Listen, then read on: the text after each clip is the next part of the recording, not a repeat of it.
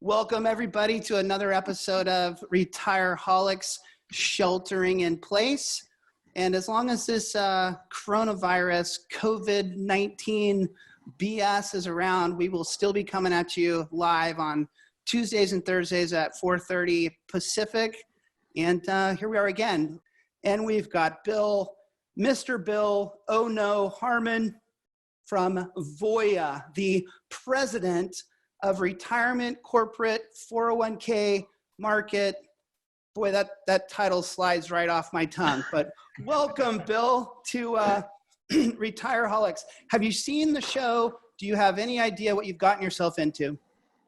I have seen the show and a couple different versions of it. But no, I don't know what I've gotten myself into. And I think I had someone on my team probably volunteered me for it. So I don't know if that means I won a bet or I lost a bet. I guess we'll find out at the end. I definitely was a little worried about you, and everyone seemed to be signing you up for this thing, but we're really glad to have you. We've had lots of different guests on the show, but hopefully I'm not offending anyone. I can't recall having someone in a position like yours at a large record keeper. And so for us as 401k nerds who live, breathe, and sleep this stuff, it's going to be fun for us to pick your brain a little bit. We got some, oh geez, Justin, put that away. God. Yes. You're a horrible person, Justin. Thank you, Justin. Listen, nobody likes our banter, Bill, except for us. So let's dive straight into some subject matter. No. We're not skating by that. This is too good. Chad is the ultimate professional. The ultimate. Justin, you're about to get I was young once. This is grounds for termination. This is top there, though. That's impressive.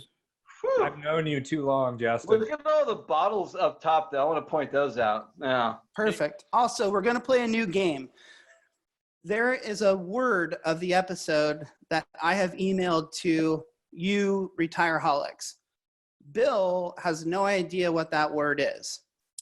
If he says the word, we will play kind of a Zoom version of that old college game where someone puts their thumb on the table. The last person to put their thumb on the table has to drink, but we will do it with the virtual background that we've set you guys up with. So I'll give you an example. You'll have to go quickly to I'm not going very quick, so I'd lose the game, the virtual background. The last one to do it would have to drink. And it looks like Brandon might be playing along with us too. We'll see. And what do you drink? You don't just take a sip from your Coors Light or your fancy beer that you're drinking. Hopefully you've got something nasty sitting around, Justin. Nasty? You can, I've got good scotch. looking forward to it.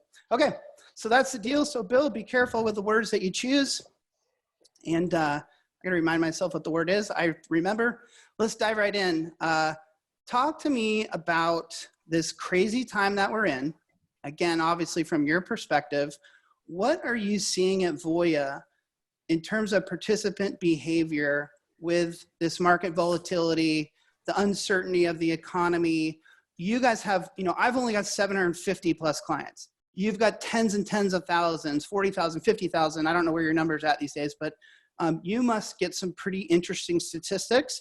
And I'd love to know if they're recent, so what are you guys seeing? Yeah, we were looking at participant behavior through Q1. So, granted that's got pre and during, like initial announcement and then right into March.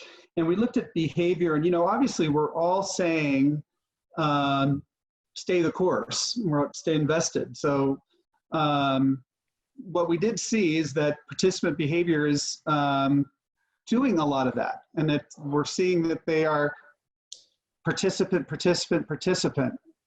Is that the word? Man, he's quick. Okay, this game's not going to work. Yeah, well, keep going. I'm going to take the first. You can keep talking.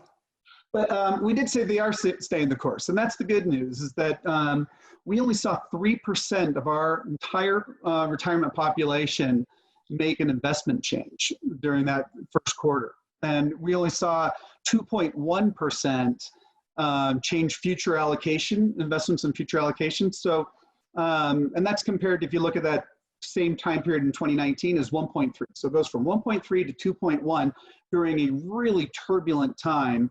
And granted, we've got more evaluation to do as time goes on, but we are seeing that participants are staying the course. We also did a survey of just consumers in general, and we found that that individuals are also thinking about emergency savings. They're thinking about, should I spend money on sort of excessive items, some luxury items? And they're holding back on that, and actually they're thinking about emergency savings. So those are two of the top 4 items that people are spending time on during this turbulent time. So that's good. We've been talking about participants and employees. You ought to think about, Americans in general, you ought to think about emergency savings, and they are. So that's good. Sorry, I'm trying to pay attention to this guy, and I'm so consumed with this game we got going on. I actually won one there. Hey, JD. Was it participant or was it employee? It keeps flying. There it is. Yes, JD, we're still playing Don't Touch Your Face, right? Sure, I guess. Don't take your face ding dong. All right, Bill. So let me ask you: you get all those formal reports in, and you see those numbers, and you don't see like a lot of stuff changing that much, which is very comforting. And by the way, I've seen the same thing with my much smaller population. We've had a lot of inquiries about COVID-related distributions, but we haven't actually been transacting a whole bunch. But if all that data is kind of ending end of March, this whole CARES Act thing and stuff is coming after that. You have to have your finger on the pulse of what's happening there beyond the fancy reports. What are you guys seeing from a COVID distribution standpoint? And I know you had to get all your stuff lined up, but just give me some thoughts on that area. Yeah, well, there's a couple things. And, for one, the largest piece of legislation comes out, as far as dollar amount and so on, massive legislation. It comes out and it goes live the second it's signed. And so if you think about Secure Act was kind of we were hustling on Secure Act. And at that point we had, I think we had a little over a week to respond to it, which is crazy. And now this one goes live the second. So there's a ton of questions.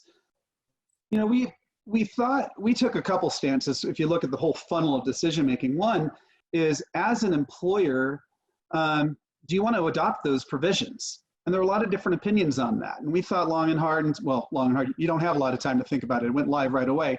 So we said, well, you know what? First of all, 90% of our small mid-market plans work with TPAs.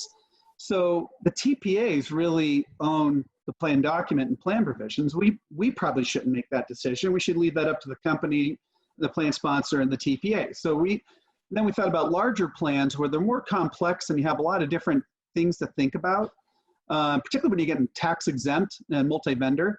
So we said, you know what, we're gonna go and take an opt-in. I'm not gonna force anyone to make any decisions quickly. And I make that statement, JD, because they have to first make that statement in order for us to go ahead and say, well, what are we going to do what are we going to see as far as these CRDs? And so we're still really early in the process. We track the calls that come in for inquiring about CRDs, and they're coming in. I wouldn't say that they're coming in and accelerating, but they're coming in. So I don't. It's too early to see if we're seeing this mass exodus and everyone's taking the CRDs or any other types of distributions, loans, hardships, and so on. Fair enough. Yeah, because I feel the same way. We haven't seen it yet, but we got to still keep monitoring this and see what's happening. And by the way, I want to, just from the industry, say, hey, sorry for the quick call to action on you record keepers. I want you to know we all understood that when that sucker was signed on Friday and then you're waking up Monday morning and supposed to put things in place, and it's impossible for you to do that. So I think you and a lot of your peers have done a phenomenal job, hustling and trying to put stuff in place. And I think we also understand, if your advisor's tuning in, you need to understand that, hey, there's going to be some bumps in the road too, we're going to have to sort through this and do the best we can. But it sounds like as of today, middle of April, as an industry, we are not seeing a huge tsunami of distribution requests at this time. Oh, I think just mostly inquiries, which is good. I want to have the conversation. We made a decision early. In fact, we were even thinking about this pre-CARES Act, but we wanted to see what it was going to do and say. And so